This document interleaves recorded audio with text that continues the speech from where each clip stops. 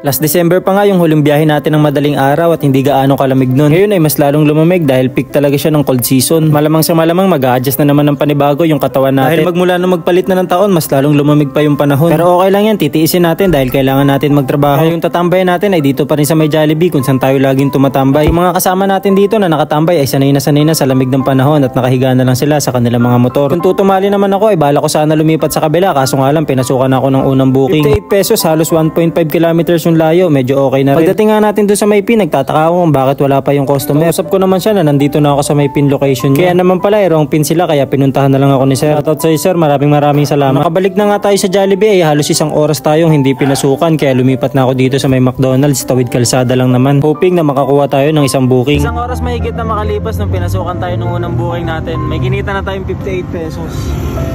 Okay na siguro yung pang-almusal, tanghalian, tsaka hapunan, no? Wits.